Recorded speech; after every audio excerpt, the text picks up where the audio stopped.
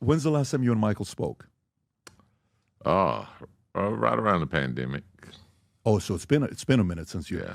Is that the text exchange when he shot you a text May of 2020 and he said, "Hey, Scottie, I heard you're upset. Let me know when you have a minute to speak." Is that the last time you guys spoke? Something like that. Something like that. And did you actually call him? Like, did you guys talk or did you just text him? No, I think we ended up speaking briefly. Did it end up being good, the conversation?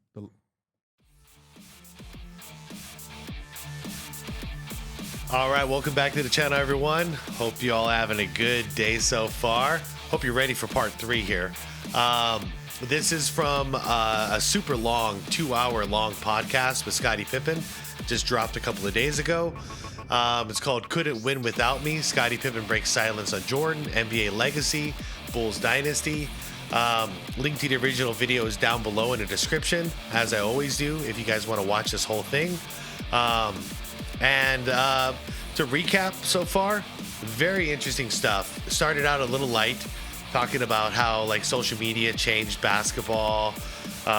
They talked about like political divides in basketball. They talked about what their concerns are about the current NBA and how, you know, this is like the soft era.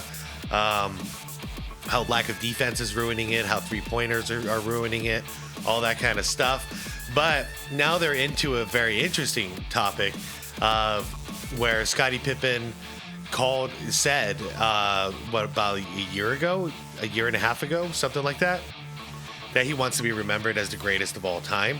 And now we're getting some pushback because Scottie tried to like just dodge it and say, you know, basketball is a team sport, so we shouldn't talk about like the GOAT, but he did actually say that himself. So now we have our the podcast, the interviewer here is doing his best to force Scottie to answer this question, but Scottie's being very evasive. One thing to note is Scottie's looking a lot healthier than he was before when he was saying these things.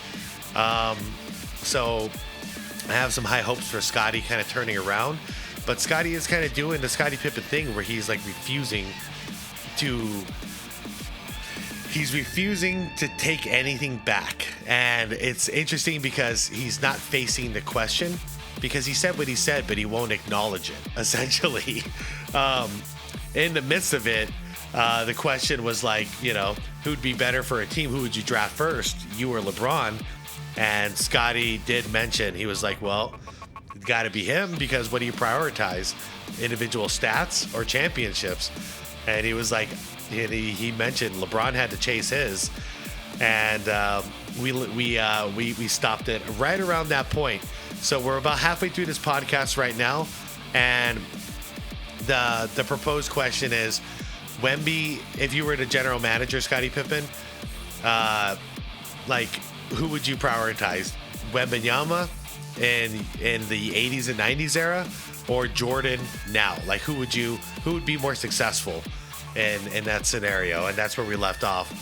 This whole thing is just a way for him to try to understand what Scottie meant when he said that he wants to be remembered as the greatest of all time. Anyways, that's a long intro.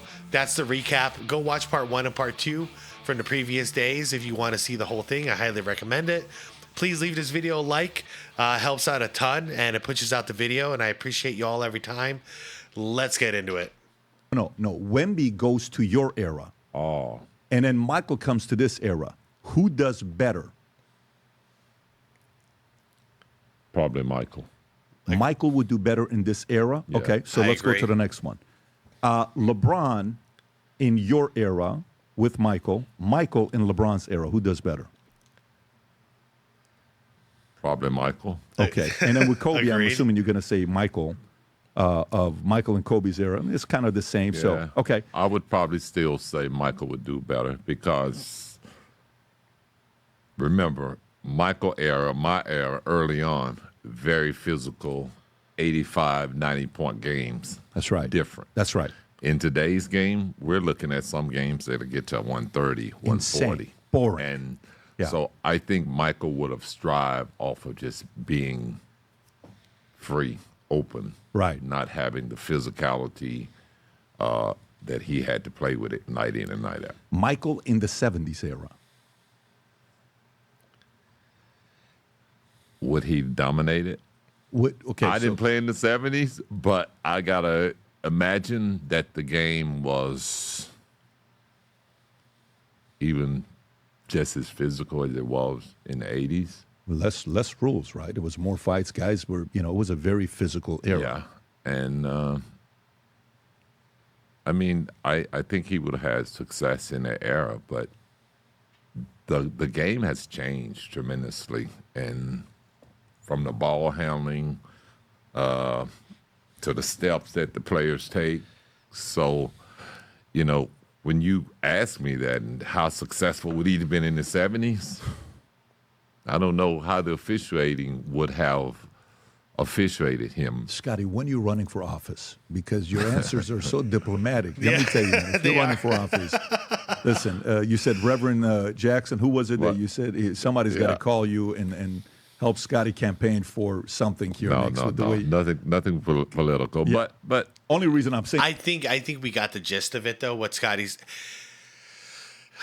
what he's trying to accomplish here is to contradict Scottie, saying that he wants to be remembered as the greatest of all time, right?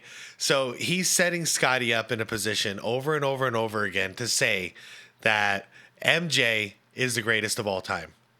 And Scottie's doing it. He's going right down the path with him. So whether Scottie realizes it or not, it's a major contradiction, because he wants to be remembered as the greatest of all time, but in every situation, every analogy, in Scottie Pippen's mind, Michael Jordan is the greatest of all time, and there's no denying it, because he's like from the end of the previous video to this one, every single time he's picking Michael Jordan.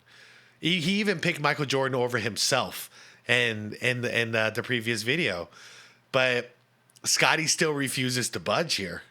I'm teasing you, but your answers are, But I see a lot of changes in the game when I watch it, and I'm sure it's probably what turned you off is that players are now allowed to take 3 steps going to the basket, 3 to 5, and so you wonder, you're like, wow, that's not a traveling, but it's not.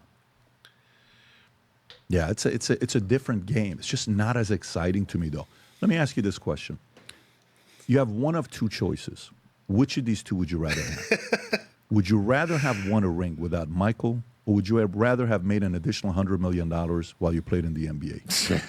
Give me that $100 million. $100 million. Seriously. I got a gold medal ring without Michael, so that did mean a lot. But yeah, definitely would have loved to play. No hesitation in this era. Would you have rather won that season where you guys got, 47, 48 wins? You guys went, I think you went to the Eastern Conference Finals, if I'm not mistaken. Yeah. Would you have rather won that year or that additional $100 million? Oh, I would have taken that $100 million. How about additional $50 million or that ring? Okay, to be fair, Scottie Pippen at that point didn't make a lot of money. It's not like nowadays where you make $100 million in 2 years. Scottie was making like just over $1 million, I believe, a year. I don't know. Maybe I'll take the ring. Interesting. So wait. Additional $50 million or that ring. Oh, okay, $50 million or the ring. I don't know. Maybe I'll take the ring. Interesting. So the number is what matters. The $100 million. The rings. It matters to be known as the best. It matters to be the best. It pays to be at the top. So, Scottie, so let's just say let's change this. I got a weird question for you. I guarantee you're not expecting this question to come to you. You ready? It's getting intense. Ready for this one? Okay. Let's go. So the great Dominique Wilkins, when he played for the Atlanta Hawks, I think he averaged 35 points a game at one season, and he had multiple 30-point season games. I think he was the only guy that outscored Michael in scoring. If I'm not mistaken, can you pull up Dominic? Again, why are we pulling up stats from the ends of their careers? God, it looks so bad. This is not representative of Dominique Wilkins, who back then it was Jordan and Dominique going as the best scorers in the league. Oh, man. Pull up like 1990 stats or 89 stats. Nick Wilkins stats. Trust me, I was the one he was giving all those numbers to. Go So, to a yes. different. Go to Yeah, the Dominique NBA was a reference. It does a monster. better job showing the stats than this one. There you go. Just go to NBA stats and then go lower. Keep going lower, lower, lower. Go to that one right there. That's the one I like the way they break down stats. Okay, zoom in a little bit. Zoom in a little bit. Thanks, Rob. Okay, points per game. Look at that right there. 30.3 was the 85-86 season. That's the year I think Michael was hurt when he averaged 30, and he got second in MVP voting. Right, that season, but Where right are we? after. Okay, right here. Yeah, 30.3. Where was this? 85? Yeah, it looks like 85. Okay, sorry. Not a very straight line. Was that his highest scoring season? 30.7 here in 87? Yep. And it's okay, so that was his peak. It was in 1987 for scoring. Okay. After 29, 30.7. And then he loses to Michael every year except for the year that Michael was. And then rebounds, look at that, 30 points a game, 7.9 rebounds, Yeah. 1.8 steals. This guy was a monster. Oh, he's a beast. Absolute monster of a guy. And field goal, Yeah, his he percentage was at was that good. time 47%. That three-point era wasn't a three-point era. What was his free throw? Oh, shoot, 82%. Oh. Damn, good for you. Okay. So here's a crazy question for you. You ready? Where's it going? The Bulls don't draft you. You get drafted to the Atlanta Hawks. It's you, Dominique, Kevin Wilkins. Michael doesn't pick you up. Kevin Wilson. The Bulls Or get. Willis. Can you go to the 87 draft? Go to the 1980. What a game we're playing here. 1987 NBA draft. Zoom in. Okay, so where are you picked? You're number 5. 5. Okay, so Michael and the team, they pick up Kenny Smith. Now, obviously, it's not up to him, but say you go to somehow, some way, you end up with the Atlanta Hawks and Kenny Smith goes to the Bulls. How many championships do you guys win at the Hawks, and how many championships does Michael win without you going there? Oof, that's a tough I question. still get my 6. Stop it, Scotty. 3-3. I thought you knew. I know the number. Trust me, I know the number. So you'd win 6, you're saying. Yes. How many does Michael win? Maybe he may be somewhere with LeBron, 2-3 somewhere. LeBron's got 4 now. LeBron got. I thought he had 5. He's got 4. He won 2 with Miami, 1 with Cleveland, 1 with the Lakers. Now you're throwing me off right now. How many did it win? I am thrown off. No, he- Kobe got 5. LeBron got 4. That's wow. I can't believe how we just answered this question though. So he thinks he'd get 6 with Dominique, and MJ would get like 2 or 3. I mean, I can't say who's right or wrong. This is a hypothetical we'll never get to see play out. He won keep 4. up. He won 4. He Okay. won 4. He's 4 and 6 in the finals, if I'm not so mistaken. I don't know. Yeah. I would say I don't know. I feel like I'm gonna get my 6.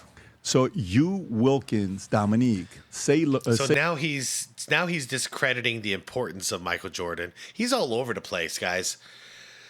So in every other analogy prior to this, he's saying Jordan's the greatest. He's the greatest. He's the best individual. I'd pick him over myself. Now in this scenario, he's saying Pippen could have won with anybody else. Basically, it did, like Jordan wasn't that important. Me, Scottie Pippen, I could have won 6 without Jordan. That's what he's saying. But Jordan wouldn't have won nearly that much without me. In other words, separate the two, Pippen and Jordan.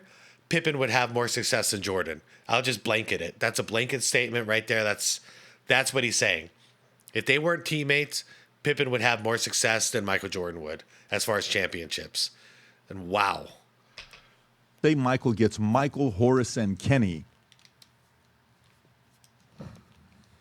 You're still getting your 6. Yeah, they can't stop me. Who gonna stop me then? That is such an interesting conversation that we just went into. Just because the comments. It is. So okay, so take Dominic out. Put you Drexler. Put you Drexler, and Michael gets. Let's put Michael and. It's like a 2K Rob, simulation. can you pull up top? I'm trying to see who I would pick here. Small forwards. Let's put Michael top defensive players NBA 90s. NBA 90s, yeah. 90s NBA. You got to put NBA though. NBA, yeah, there you go. Can you zoom in a little bit? I don't want to look. You're right there. That's why I said Drexler. So, man, so, NBA defense. Okay, go to 1990 rating right there. Elijah Robinson, Lambeer, Rodman, Malone. Zoom in a little bit, Rob, if you could. Mark Eaton, Young. So it's always going to be the centers, but go Mark, Jerome Kersey, Clyde Drexler. Okay, you and Clyde Drexler. I'm trying to get Michael somebody. Keep going lower. Is that all? Okay, keep going, keep going, keep going. Keep going, keep going, keep going, keep going, keep going. Man, see, that's the thing. The thing with you is... I was a pretty good fit. Oh, understatement. Understatement. Yeah, absolutely, it was. But you and Drexler, Michael and Barkley.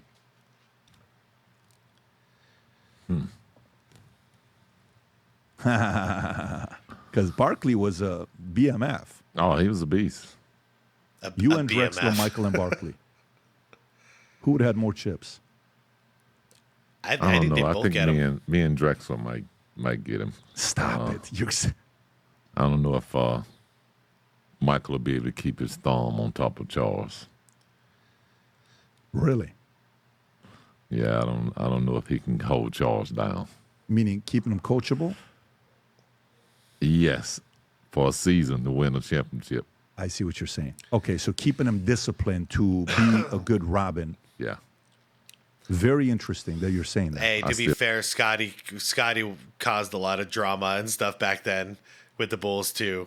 Not to discredit him at all. That scenario, Pippen and Drexler would definitely win a couple. I think, in their primes. Chuck and MJ would definitely win at least a couple as well. So Feel like my chances. I like both of their chances. This just got very interesting for me. Okay, so disciplined Michael and Karl Malone. You and Drexler. Because Karl Malone's disciplined. Yeah. He scored 32, I think 30. I may give them the edge. You may give him the edge. Yeah, Carl's a tough matchup. Okay. This just got very interesting, Scottie. Yeah. So, Yeah, this is oof. wow. So I learned This is awkward. if you have to choose between 100 million and winning a championship without Michael, you take the 100. But Yeah. if it's 50, it looks like you did accounting in your mind. You're like 50 million, 50% taxes, agent, 20 ends up to me. I'll take that chip. Yeah. That was interesting. And then Dominique just got into the conversation today, and Drexler and a bunch of these other guys. When's the last time you and Michael spoke? Right around the pandemic. Oh, so it's been a minute since you. Yeah. Is that the text exchange when he shot you a text May of 2020 and he said, "Hey, Scottie, I heard you're upset. Let me know when you have a minute to speak." Is that the last time you guys spoke? Something like that. Something like that. And did you actually call him? Like, did you guys talk or did you just text him? No, I think we ended up speaking briefly. Did it end up being good, the conversation? Yeah, I guess. Good and final. That's what it was. Whoa. Good and final. Wow. Because of you or because of him? Yeah. Whoa. I don't want to pick because of who. It's just Got it. good and final. What's more likely to happen? Whoa. I just gotta. Wow. So that's it. Like, I've been asked. All of us have been actually, like in the comments and everything. We've been asking and hoping that these two, they mend this and it becomes water under the bridge someday. But Scottie just made it public and said, no, it's final. It was done. Like, that's the final conversation he ever wants to have with MJ. Dude, this podcast is getting crazy. Me going to Carbone in the next 5 years. Carbone in Miami. I don't know what's your favorite restaurant. Let's say Flagler's in Palm Beach because it's closer to golf. Is it more likely of me seeing Michael and Barkley having dinner at Flagler's in Breakers, Palm Beach? Or is it more likely for me to see you and Michael having dinner in the next 5-10 years at Flagler's? I don't know what kind of dream you be having. But, What do Wow. you think, though? Which of those two is more likely to happen? There's a Vegas odds. Like, we're trying to bet some money here on this one. I mean, I don't know. That's a tough one. I don't spend that much time in Florida, so I would probably say maybe highly likely, maybe Charles. over you. Yeah. Got it. It's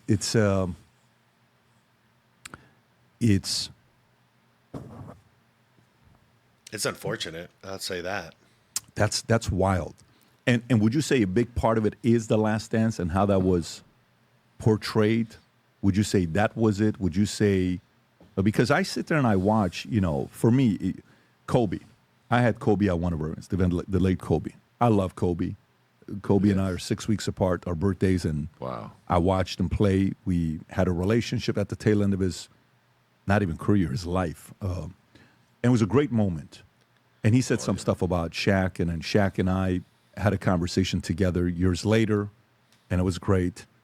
And my son, till today, he's met a lot of different people. His favorite athlete he likes to talk about is Shaq. Shaq is his, Dylan loves Shaq. Nice. Yeah. That's cool. So, and then when you saw that one interview with Shaq and Kobe, they're sitting across from each other. Yeah. Right? That conversation that took place. And then you saw one with Magic and Isaiah. I don't know if you remember those interviews that they did like 10 years ago, something Yeah, like that. I've 8 seen years both ago, of them. 10 years ago. It was great to see Shaq and Kobe together. It was great to see It was awesome. Isaiah and Magic together, where Isaiah got emotional and he got up and they hugged each other, and that whole thing with the two of them. Why is the tension so high with anything related to Michael? You and Michael, Barkley and Michael. Well, I don't know. I mean, I just think that Michael is a very difficult person to deal with. I played with him for years, so I know that, when it's time for you to move in your direction, then go in your direction. Don't sit there and try to procrastinate or stretch it. That the relationship is not where it was or not what it used to be, and it's never going to be the same. So why try and make something out of nothing, or try to make something that was never there? So Whoa. Wow. So, am I to get the impression that Scottie wanted to mend things, but Michael Jordan didn't? But Michael Jordan reached out to him when he found out that he was upset, and they had a phone conversation. But something in that conversation made Scottie believe this is the final time they're going to talk. I don't know, guys. I don't know. This crap's all over the place. Yeah.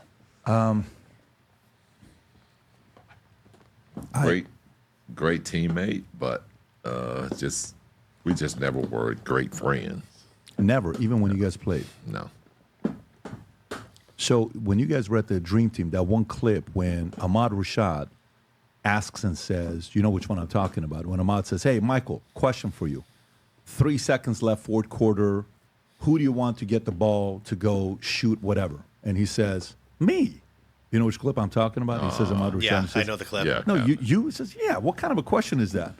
And then you guys are getting off the bus. He says, Scott, this is the one right here. I don't play the clip. Actually, you know what? You may be able to play the clip. Yeah, play the clip here. Do we have audio or no, Rox? I can't hear that. Back up a little bit. Dumb question. Who would take the last shot? Me. That's a dumb question. Me. So, and then if you want to pause it, and this is, I think it's the right moment while you guys are getting off the bus and saying, where's Scottie? We got to go play golf. Where's Scottie? I think he's having a conversation. Did you guys golf a lot together or no? Never. You guys never golf. No. So who was he talking about to go golf with him, Rob? Wow, you guys never golfed together. No. So when you guys played together, how often was it for you guys to have dinner together? I mean, we may have like a pregame meal or something like that, but it's always a big party of people. How many times did just you and Michael have dinner in Chicago? Chicago has a lot of great. Scottie, stop it. Why? Scottie, stop it. Why? Never. You and Michael never had dinner together one-on-one? No. We know Jordan did this kind of stuff with a lot of people, especially golf, and then like going out with Oakley and stuff like that. Like, I mean, this is a two-way street. Is this a Scottie Pippen thing or a Michael Jordan thing? I don't know. Never. Michael's house just sold, the one in Chicago, Yeah. right? I think it sold for like $9.6 million or some number Oh, like that. it if I'm not finally mistaken. sold. We like the house. We were interested, but possibly doing something with that because the history in it. How often did you guys hang out in that house, go shooting, basketball, talking, mentally getting ready for the playoffs? I never shot basketball there. I actually would go over in the morning when Grover was training. We would train together. Scottie, can you get the mic a little bit closer? I'm sorry. Yeah. I was actually, I would train with Michael. I guess the last 3 championships that we won, we trained together at his house. Yeah, I But heard it was Grover, Pippen, Ron Harper, and Jordan. And I think I heard that from Ron Harper. Other than that, we didn't really put a lot of time in away from basketball. Most of our time was spent, whether we were working out or on the practice floor.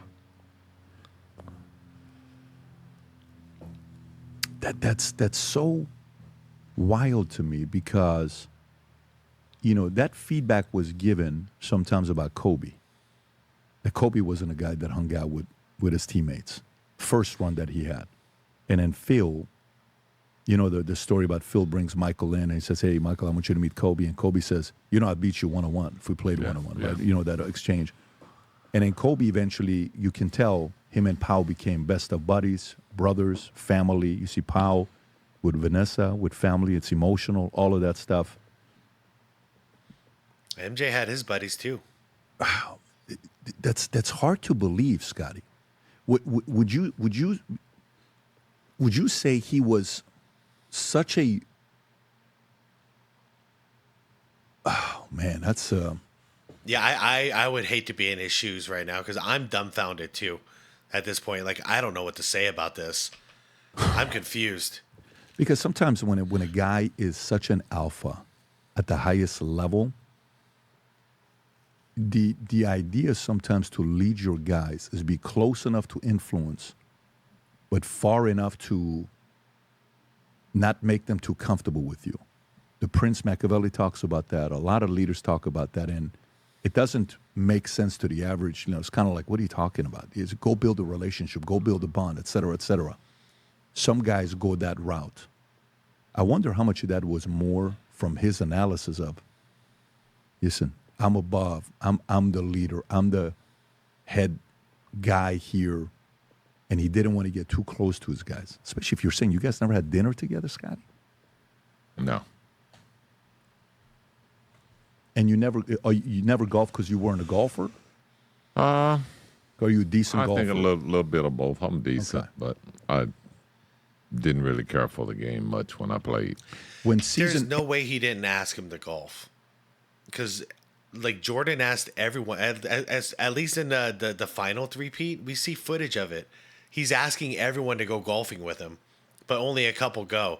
Like, for instance, Dennis Rodman didn't go because he was like, "Screw that, I'm going to the strip club." So certain people would go and hang out with Jordan and golf, but it seemed like it was always an open invitation for everybody. And why I say it's a two-way street is perhaps Scottie Pippen just said no all the time. It's hard to tell because we've caught Scottie in a lot of lies. It's kind of like dealing with LeBron James. Because like at a certain point, when you've lied so much, it's like it's hard to know what the real truth is, and it's hard to know which is the lie, or are they both lies? Because there's a lot of contradicting things that he said throughout his years. Ended, and it's off season. How often did you guys hang out in off season? 0. Who was your guy? Was it more Horace? You and Horace? You and Dennis? You and Probably BJ more Armstrong Horse when was- I was there. I was probably more Horse. who was close to Michael on the team? Harp was. Him and BJ were close. I mean, when he came back to that one practice when BJ and him speaking I and mean, saying, this is so awkward. But Harper, obviously, Randy Brown hung around MJ all the time. I think him and BJ were close in the first run. Oakley and him hung out all the time when they were teammates. There's a lot of people. hey, come and shoot a little bit.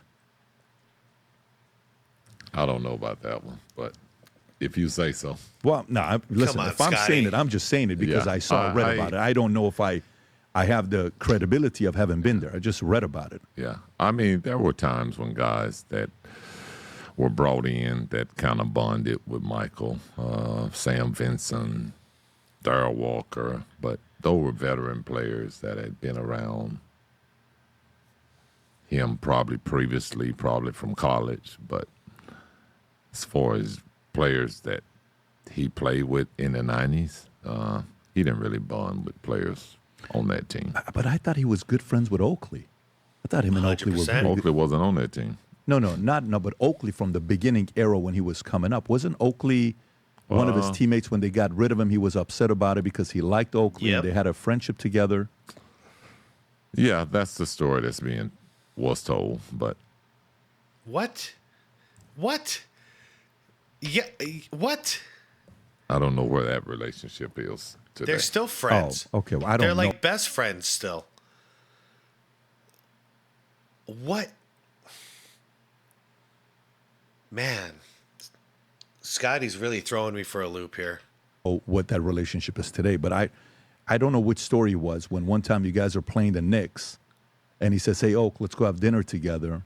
Oh, this was part of his Hall of Fame speech, if I'm not mistaken, when Pat It Riley is. said, no, was it Pat Riley? Was it Pop? It was Jeff Van Gundy. Pat didn't want the Knicks players hanging out with us. Well, Pat ran it like a mob boss. Pat wasn't a regular, he was a, and then Michael's like, what do you mean? No, I can't because I'm with the Knicks. So, Pat Riley, Hall of Fame, the greatest respect you can have for great players to show them none. During the 1993 Eastern Conference Finals between the Knicks and the Chicago, Riley's comment was in response to Bulls' complaints about officiating. Go a little bit lower. Riley believed that players should be hardworking and disciplined. Riley's supposed to work with the Knicks, who advanced to 94 final. Riley is considered one of the Okay. greatest NBA figures of all time. He won 7 championships. Yeah, and he owns the patent on three-peat, if I'm not mistaken. Yeah.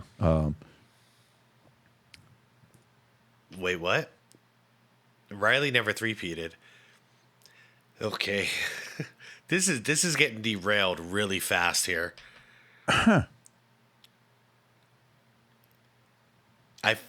Who Rob, can you? What the hell? Who was Michael's best friend in the NBA? I don't know. You got Charles Barkley. Yeah, Charles Barkley. While they played. Ewing, Oakley. I don't know. By the way, so we can, transition to the next story, but I'll tell you how I process this. And Scottie, whatever I say, please tear it apart. Don't just kind of let me get away with saying this here. Go Okay, I ahead. want you to tear it apart and did. say you have no clue what you're talking about. So there's no way a guy does what Michael did. The number of scoring titles, Finals MVP. One guy who was the MVP, Finals MVP, Defensive Player of the Year, and he's only 4 people have ever done that, and he's the only guy that's done it 4 times. The one that we all read about and we all see about. Yeah. And a number of seasons, he played 82 games, and the phrase about the fact that I'm not going to miss a game because a father, maybe the only game he's bringing a son over to the game, that I'm going to go out there and give my best because I owe it to that father that brought his kid, and being a guy that was a sportsman, the face, taking it to different eras.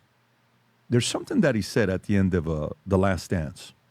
And I'm curious to know how you process this, because I don't know if anybody's asked you this. Oh, I think Remember at the end when he gets emotional and he steps away and he says, look, if you can't understand me, that we did this and I wanted to win and I wanted to do this and da-da-da-da. And that was the only time that he got emotional and he got away. How did you process that moment when he's looking at that iPad and he's kind of giving a message and he needed a break? what Jordan really said there was, what did he say? He said, like he was saying, I wouldn't ask anybody to do anything I wasn't willing to do. And if you don't want to play, the way that I want to play, then that's okay. You don't have to play with me. Something along those lines. And then he was like, pause, because he got emotional about it. I want him to ask Scottie what happened at the very end of the documentary, where he says, if Phil would have come back, then I would have come back. And then Kerr would have come back, and Dennis would have come back, and Scottie probably would have come back. I want to hear the answer to that question. Would you have come back to defend a championship for his 7th possible title if they didn't blow up the team? That's what I was hoping he was going to ask that question right there, because that was the end of the documentary, not what he's talking about here. I didn't see it. You don't watch The Last Dance? I didn't see that part of it. So you didn't watch all the 10 episodes? No. After what episode did you stop watching it?